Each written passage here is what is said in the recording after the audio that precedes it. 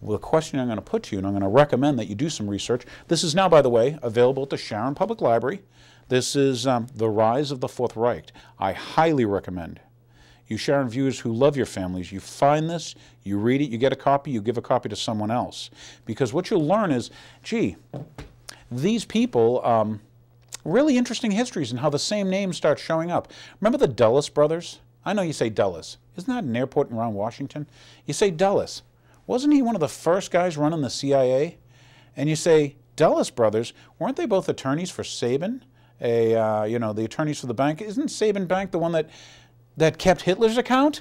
Hey, where'd you put your account, Mr. Hitler?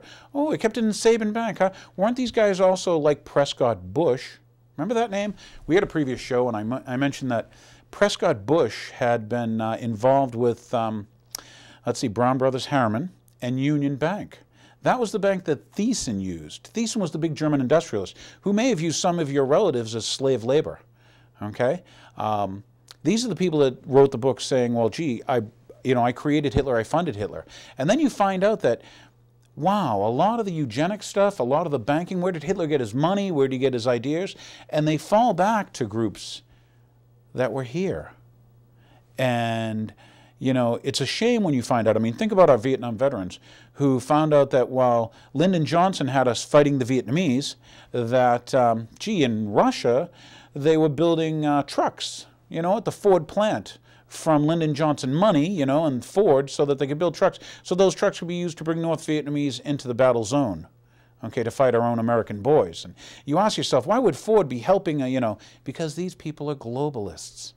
It's like IBM and the Holocaust. That's right, there's something for the viewers to look at. IBM and the Holocaust. Type those words into your Google, and you may find out that all during the war, those numbers on the arm, they related to an IBM computing machine number. Why is that? Who was selling IBM punch cards throughout the entire war? Who was making money here in America while we were supposedly fighting? Then you might ask, well, why would we have wars? If we were helping the other side, why bother shooting them?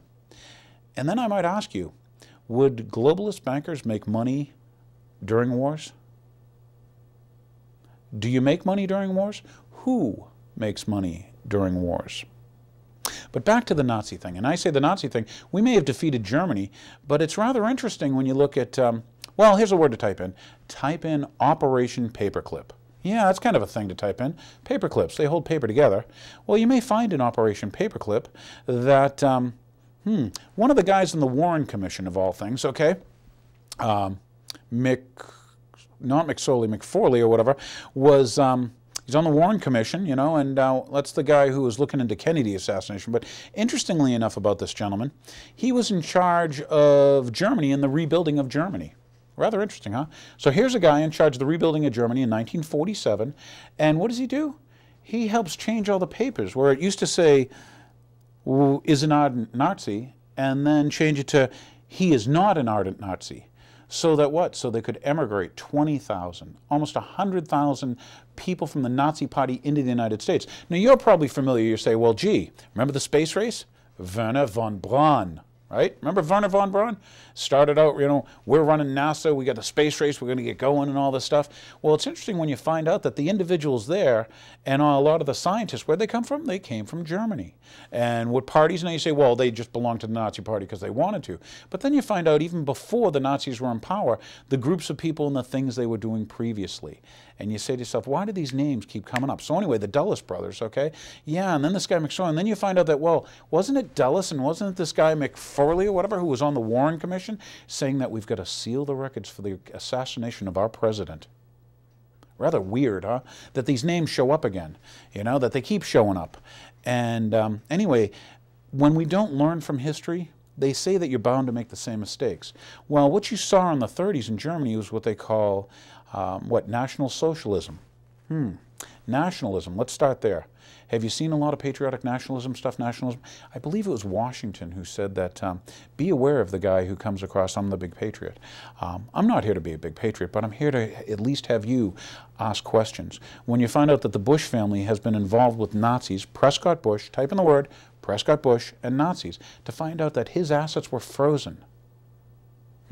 That there was a plan to overthrow, in our case, FDR back in the 30s, headed up by who? These industrialists. Because, you know, kind of like gun runners, they don't care who's shooting who. And as far as globalist industrialists, hey, they don't care. Go take me to the place with slave labor, okay? But now when you tie them in with the bankers, and these globalist bankers, who, like Alexander the Great, like Hitler, like Mao, like Stalin, should I go through the names of all these people that wanted to control everything? Boy, to find out that they're still alive, that there's societies and there's groups of people that have been doing this, planning it and writing it, and putting it out in front of you, like the Council on Foreign Relations, like David Rockefeller, who says in his own book, at like page 408, that yes, I'm proud that I've worked at ruining the sovereignty of the United States, and he wants a one-world government. Yeah, that's David Rockefeller, that big Chase Manhattan bank guy, huh? Remember Rockefeller? So here I am in Sharon. I'm just in a little town, and you're just a little town viewer. Maybe you're a web viewer. And I'm asking you, ask questions. Start waking up that things aren't right. We just got to listen to this, once again, the private banker, the ex-chairman of the Federal Reserve, tell you that I don't care what the government says or wants because it's not part of the government. And meanwhile, what are they doing? They're looting you. They're stealing from you constantly, not only through the means of inflation, where they devalue the currency and steal the value from you and buy real tangible assets, okay? Well, you get what? You get debt, okay?